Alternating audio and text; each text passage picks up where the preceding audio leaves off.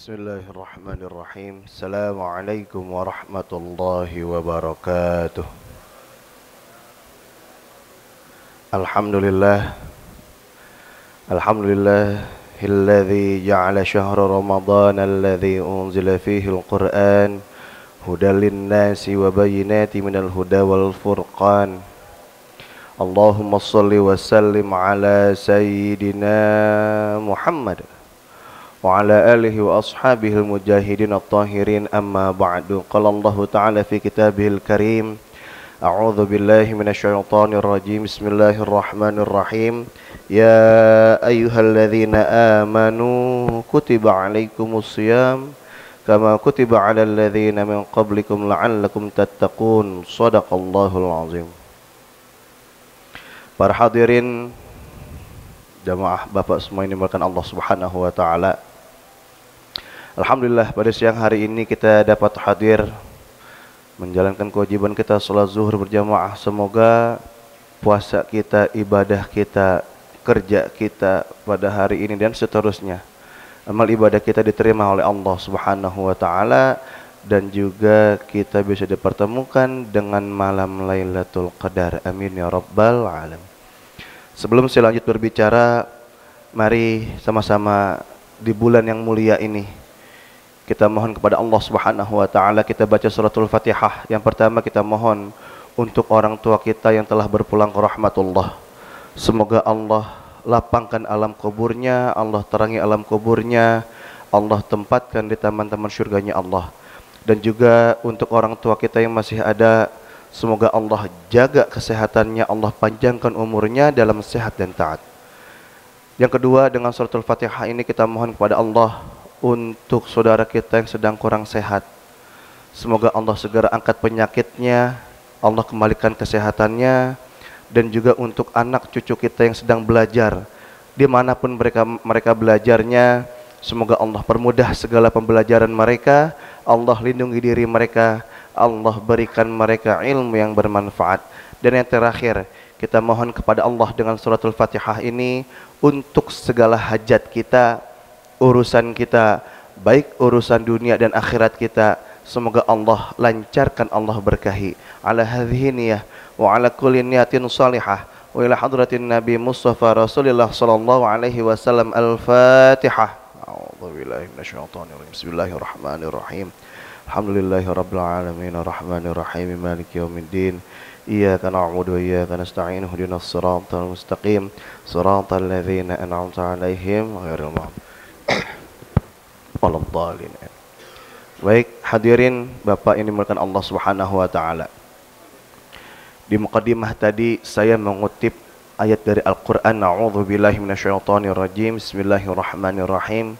Ya ayyuhalladzina amanu kutiba 'alaikumus shiyam kama kutiba 'alal ladzina min qablikum la'allakum tattaqun. Shadaqallahul azim. Sebelum saya masuk ke pembahasan tafsir Ibnu Katsir surat Al-Qadar dan Al-Qari'ah, sedikit saya ingin membahas tentang ayat tadi. Dalam ayat tadi Allah sudah memuliakan kita dengan sebuah sebutan. Allah berfirman, ya ayyuhalladzina amanu kutiba 'alaikumus shiyam.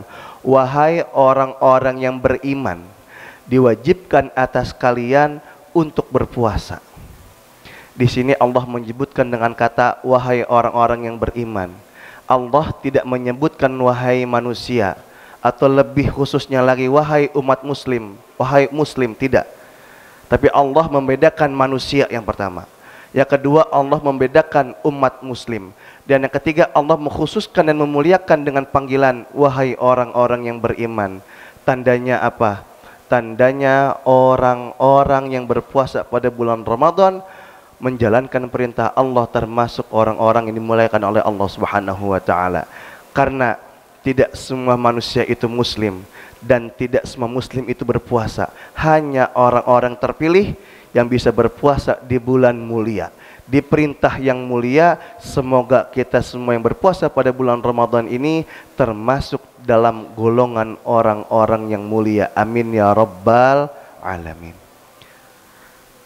Bismillahirrahmanirrahim. Masuk ke pembahasan tentang tafsir Ibnu Katsir, sedikit saya ingin membahas tentang tafsir dari surat Al-Qadar dan Al-Qari'ah.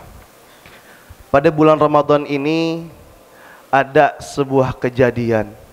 Ada salah satu hari pada tanggal 17 Ramadan kemarin, ada sebuah kejadian yang sangat amat luar biasa, yaitu diturunkannya Al-Quran ke muka bumi pada tanggal 17 Ramadan. Al-Quran Allah turunkan secara utuh dari Lauhul Mahfuz ke Baitul Izzah, yaitu langitnya bumi. Nanti di surat Al-Qadar kita bahas. Lalu ketika turun Al-Quran secara utuh dari Lauhul Mahfuz ke langit bumi, ke Baitul Izzah, Al-Quran diturunkan ke muka bumi kepada baginda Rasulullah SAW secara bertahap, secara sedikit demi sedikit sesuai dengan kejadian-kejadiannya selama 23 tahun. Bismillahirrahmanirrahim. Inna anzalnahu fi lailatul qadar wa ma adraka ma lailatul qadar. Lailatul qadar khairum min alfi syahr. Tanazzalul malaikatu warruhu fiha biizni rabbihim min kulli amr. Salamun hiya hatta matla'il fajar. Malam Lailatul Qadar. Puasa bulan Ramadan ini kurang lebih tinggal 9 hari lagi. Semoga di sisa bulan Ramadan ini bisa kita gunakan dengan maksimal mungkin ibadah kita, kerja kita, sehingga kita bisa mendapatkan malam Lailatul Qadar. Dalam hadis dikatakan, malam Lailatul Qadar dikatakan, taharru Lailatul Qadari fil witri minal ashril awakhir min Ramadan. Rawahul Bukhari. Hadis ini diriwayatkan oleh Imam Bukhari, bahwa baginda Rasulullah SAW bersabda, carilah olehmu malam Lailatul Qadar itu pada witir, yaitu pada malam-malam ganjil di 10 hari terakhir bulan Ramadan. Di bulan Ramadan yang sisa 9 hari ini, jangan sampai kita sia-siakan ibadah kita, tadarus kita, sedekah kita, semua amal soleh kita, jangan sampai kita sia-siakan, karena belum tentu kita bisa bertemu dengan bulan Ramadan di tahun yang akan datang. Semoga di tahun ini kita bisa benar-benar menjadi fitri, kembali ke fitrah kita. Apa? Suci, karena kita sudah dicuci, digembleng di madrasah Ramadan, di bulan Ramadan, karena kita belajar menahan diri, menahan hawa nafsu. Semua yang diperbolehkan oleh agama kita, kita tahan pada siang hari, dari mulai terbitnya matahari sampai terbenamnya matahari. Dari subuh sampai maghrib kita tahan. Semua yang halal bagi kita menjadi haram ketika sudah masuk waktu puasa, dan semua itu bisa kembali halal ketika datang waktu maghrib. Amin ya rabbal alamin. Ayat yang pertama, inna anzalnahu fi lailatul qadar. Sesungguhnya telah kami turunkan kepadanya. Inna anzalnahu, nya ini kembali kepada Al-Quran. Fi lailatul qadari, Allah berarti telah menurunkan Al-Quran pada malam Lailatul Qadar. Di sini inna anzalnahu fi lailatil mubarakah dalam tafsirnya. Wahia Lailatul Qadari, yaitu pada bulan Ramadan. Wahia min syahri Ramadan, pada malam Lailatul Qadar, yaitu pada bulan Ramadan. Karena qala ta'ala syahru Ramadan alladzi unzila fihi al-Qur'an, sebagaimana Allah berfirman dalam Al-Qur'an, syahrul Ramadan alladzi unzila fihi al-Qur'an, bulan Ramadan adalah bulan di mana turunkannya Al-Qur'an. Qala Ibnu Abbas, anzalallahu al-Qur'ana jumlatan wahidah minal lauhil mahfuz ila baitil izzah minas sama'id dunya. Di sini dikatakan bahwa Allah Subhanahu wa ta'ala menurunkan Al-Quran sekaligus utuh dari minal lauhil mahfuz, dari lauhil mahfuz ila baitil izzah minas sama'id dunya, ke baitil izzah, yaitu di langitnya bumi. Langitnya bumi Langit 1, 2, 3, 4, 5, 6, 7. Langit ke-7. Dikatakan oleh para ulama kita, langit bumi ini adalah tempatnya para penduduk bumi beribadah. Jarak dari bumi ke langit pertama dikatakan jaraknya 7.000 tahun. Itu baru ke langit pertama. Bagaimana ke langit ke-7? Masya Allah. Lalu dikatakan thumma nuzila mufassilan bihasbil waqai' fi 23 sanah ala Rasulillah sallallahu alaihi wasallam. Lalu dikatakan thumma nuzila mufassilan, turunnya Al-Qur'an secara terpisah sedikit demi sedikit bihasbil waqai', sesuai dengan kejadian-kejadiannya fi 23, selama 23 tahun ala Rasulullah sallallahu alaihi wasallam, kepada baginda Rasulullah sallallahu alaihi wasallam. Turunnya Al-Qur'an kepada baginda Rasulullah sallallahu alaihi wasallam, Iqra bismi rabbikal ladzi khalaq, khalaqal insana min 'alaq, Iqra wa rabbukal akram, alladzi 'allama bil qalam, 'allamal insana ma lam ya'lam.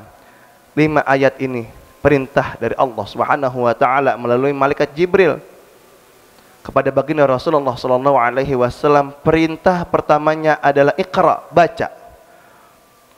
Karena kita juga mengenal membaca adalah jendelanya dunia. Sekarang orang Indonesia ini krisis membaca. Kadang kita baca sedikit info di grup WA langsung kita share. Kita tidak tahu itu asli atau hoax. Hati-hati membaca. Perintah pertama kepada baginda Rasulullah sallallahu alaihi wasallam, turun kepada baginda Rasul dan menjadi kewajiban untuk kita semua. Di bulan Ramadan ini, perintah membaca ini sangat amat kita gunakan. Apa? Untuk membaca Al-Qur'an, tadarus. Jangan sampai kita kehilangan momentum untuk tadarus di bulan Ramadan ini, karena yang kita tahu, satu huruf dari Al-Qur'an yang kita baca mengandung 10 kebaikan. Ternyata ulama kita mengatakan 10 kebaikan ini hanya standar hitungan kita. Tapi Allah bisa memberikan pahala, kebaikan bagi yang tadarusnya ikhlas, mengharapkan ridhonya Allah Subhanahu wa taala, lebih dari 10. Ada yang bilang 100, 1000, 1 juta, bahkan unlimited, tidak terhitung. Terserah Allah ingin memberikan pahala kepada siapa yang Allah kehendaki. Semoga kita semua termasuk orang-orang yang bisa melanjutkan istiqomah untuk terus tadarus di bulan Ramadan dan di bulan-bulan yang lainnya. Karena ternyata tadarus Al-Qur'an, membaca Al-Qur'an, Al-Qur'an itu bisa memberikan syafaat kepada kita yang membacanya. Syafaat terbagi menjadi 2. Ada syafaat yang umum, ada syafaat yang khusus. Syafaat yang umum ini ada 3 unsur. Ada dari manusia, ada dari malaikat, ada dari amal ibadah kita, amal soleh kita.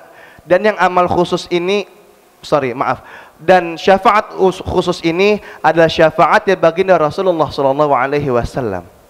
Syafaat berasal dari kata syafa'a, menurut bahasa artinya genap. Wa syaf'i wal watar, dalam Al-Fajr ayat 3 Allah berfirman, demi yang genap dan yang ganjil. Menurut istilah, syafaat adalah pertolongan yang diberikan kepada yang membutuhkan. Yang pertama, syafaat yang umum dari manusia. Manusia bisa memberikan syafaat: 1, para nabi, para orang soleh, dan para orang mukmin. Dan juga yang bisa memberikan syafaat dari manusia adalah ketika sholat jenazah makmumnya lebih dari 100 orang. Dan juga manusia bisa memberikan syafaat apabila ada anak kecil meninggal sebelum umurnya baligh. Ini bisa memberikan syafaat. Yang kedua, malaikat bisa memberikan syafaat. Dan yang ketiga adalah amal soleh, amal ibadah. As-siyam wal Qur'an yashfa'ani fi yaumil qiyamah. Puasa dan Al-Quran bisa memberikan syafaat di yaumil akhir nanti. Pada bulan Ramadan ini kita berpuasa. Pada bulan Ramadan ini kita rajin tadarus. Semoga kita bisa mendapatkan 2 dari syafaat ini, syafaat puasa dan juga syafaat Al-Quran tadarus. Amin ya rabbal alamin. Cuma ada cumanya. Syafaat yang umum ini dari manusia, dari malaikat, dari amal soleh dan amal ibadah kita ini bisa kita dapatkan dengan syarat atas izin dari Allah Subhanahu wa ta'ala. Namun ada syafaat khusus, yaitu syafaatnya baginda Rasulullah sallallahu alaihi wasallam. Baginda Rasul didatangi oleh malaikat Jibril. Malaikat Jibril menyampaikan pesan dari Allah. Wahai Muhammad, Allah memberikan dua pilihan kepada Nabi Muhammad. Yang pertama, sebagian umat baginda Rasul masuk surga. Dan yang kedua, Allah memberikan pilihan yaitu syafaat. Baginda Rasul karena saking cintanya sama kita, memikirkan kita, baginda Rasul memilih syafaat. Karena kalau baginda Rasul memilih separuh umatnya, sebagian umat baginda Rasul masuk surga, maka sebagian lagi akan masuk ke dalam neraka. Tandanya Rasul tidak rahmatan lil alamin. Tandanya Rasul tidak mencintai, menyayangi seluruh umatnya. Tapi karena baginda Rasul cinta dengan kita, Rasul memilih syafaat. Sehingga apa? Rasul bisa menolong kepada seluruh umatnya baginda Rasulullah sallallahu alaihi wasallam. Ada syafaat tertinggi dari beliau, apa? Syafaatul uzma, masuk surga tanpa dihisab. Dalam hadis dikatakan ada 70.000 orang yang masuk surga tanpa dihisab. Tiap 70.000 ini, dari 70.000 ini, hadis yang pertama, tiap 7.000 dari 70.000 ini bisa menarik orang 1.000 dari keluarganya, dari orang yang dikehendaki. Tapi ada hadis lain mengatakan dari 70.000 ini, tiap satu orang dari 70.000 ini bisa narik 70.000 orang lagi. Jadi sekitar 70.000 kali 70.000, sekitar 4,9 miliar sekian. Semoga kita semua termasuk dari 4,9 miliar tersebut, orang-orang masuk surga tanpa dihisab. Amin ya rabbal alamin. Ayat yang kedua, wa ma adraka ma lailatul qadar, lailatul qadar khair min alfi syahr, wa ma adraka ma lailatul qadar. Dan apakah kalian tahu apakah malam Lailatul Qadar itu? Lailatul Qadar khair min alfi syahr. Di sini dikatakan bahwa malam Lailatul Qadar itu lebih baik daripada 1000 bulan. Setiap amal ibadah kita yang kita kerjakan pada malam Lailatul Qadar itu, zikir yang kita kerjakan pada malam Lailatul Qadar, sholawat yang kita lantunkan pada malam Lailatul Qadar, sedekah yang kita lakukan pada malam Lailatul Qadar, tadarus, semua amal ibadah yang kita lakukan pada malam Lailatul Qadar, hitungannya lebih baik daripada amal ibadah 1000 bulan kita. Cuman tidak sembarang orang bisa mendapatkan malam Lailatul Qadar.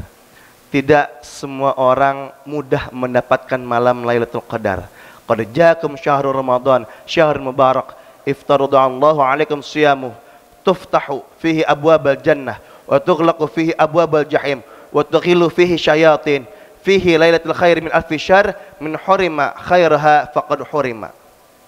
Di sini dikatakan pada bulan Ramadan bahwa Allah membuka semua pintu-pintu surga.